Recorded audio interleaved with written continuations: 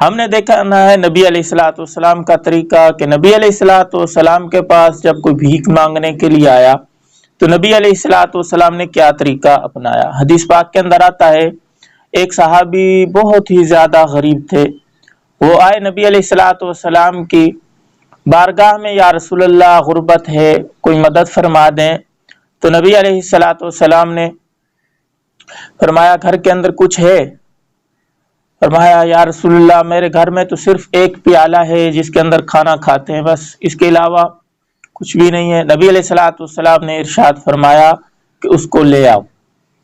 وہ صحابی لے آیا۔ اب نبی علیہ الصلوۃ والسلام جو ہے اس صحابی سے یہ نہیں کہہ رہے کہ تم مانگنے آگے کوئی کمائی وغیرہ کر لو، ہٹے کٹے ہو جا کمائی، بلکہ ایک ترغیب دی۔ گویا کہ نبی علیہ الصلوۃ والسلام نے بھیک مانگنے سے انگلی پکڑ کر ہٹایا کہ آپ بھیک نہ مانگیں، یہ کام کریں۔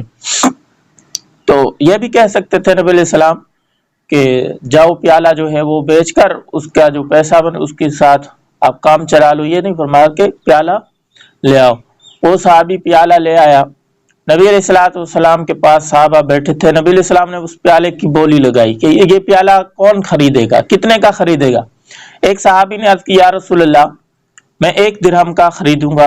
نبی علیہ الصلوۃ والسلام نے ارشاد فرمایا کوئی بڑھاتا ہے، اس سے زیادہ کو کون خریدے گا؟ تو ایک دوسرے صحابی نے عرض کی یا رسول اللہ میں 2 درہم کا لوں گا۔ تو نبی علیہ الصلوۃ والسلام نے اس پیالے کی بولی لگا کر جب 2 درہم کا صحابی نے کہا تو 2 درہم کا دے دیا، بیچ دیا، اور 2 درہم اس صحابی کو جو بھیک مانگنے آیا تھا اس کو دے دیے۔ فرمایا کہ 1 درہم سے ابھی گزارا کرو، گزارے کا کھانا خریدو اور گھر والوں کو کھلاؤ، خود بھی کھاؤ۔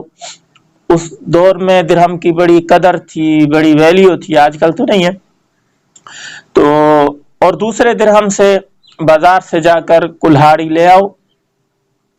یہ نہیں کہا کہ کلہاڑی لے لو اور جا کر جنگل میں لکڑیاں کاٹو، بلکہ نبی علیہ الصلوۃ والسلام خود ترغیب دے رہے ہیں کہ میرے پاس لے آؤ، میں تمہیں طریقہ بتاؤں گا کہ تم نے کیا کرنا ہے۔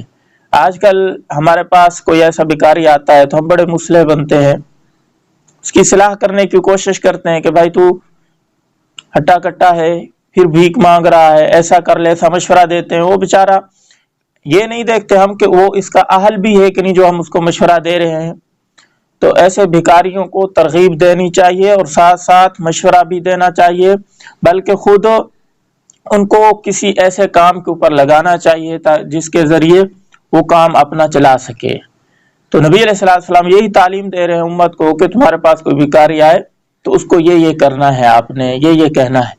تو نبی علیہ السلام نے کہا کلہاڑی لے آؤ میرے پاس۔ نبی علیہ السلام کے پاس وہ کلہاڑی لے آیا اور اپنے ہاتھ سے نبی علیہ السلام نے اس کے اندر دستہ ڈالا اور کہا آپ جنگل کے اندر جاؤ اور وہاں جا کر لکڑیاں کاٹو اور ان کو بیچو۔ وہ صحابی جنگل کے اندر گئے، لکڑیاں کاٹتے تھے اور بیچتے رہے۔ 15 دن کے بعد جب نبی علیہ السلام کے پاس آئے تو نبی علیہ السلام کو عرض کیا یا رسول اللہ لکڑیاں کاٹتا تھا، بیچتا رہا، کھانا بھی مجھے ملتا رہا، اب میرے پاس تقریباً 15 درہم جمع ہو گئے۔ تو یہ نبی علیہ السلام نے کتنا بہترین راستہ بتایا۔ تو ہم بھی ایسا ہی کریں، بجائے اس کے کہ ان کو بھیک کے اوپر لگا دیں، ان کو بھیک دے دیں تو وہ بھکاری بن جائیں گے۔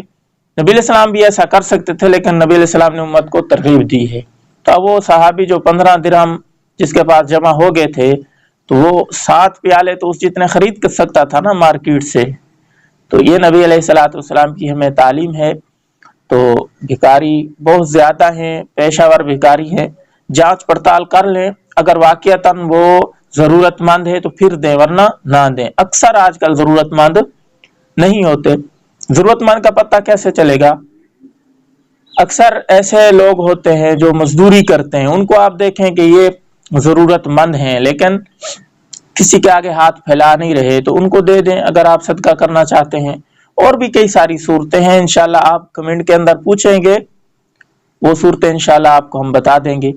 تو ویڈیو کو شیئر کریں، زیادہ سے زیادہ لائک کر دیں۔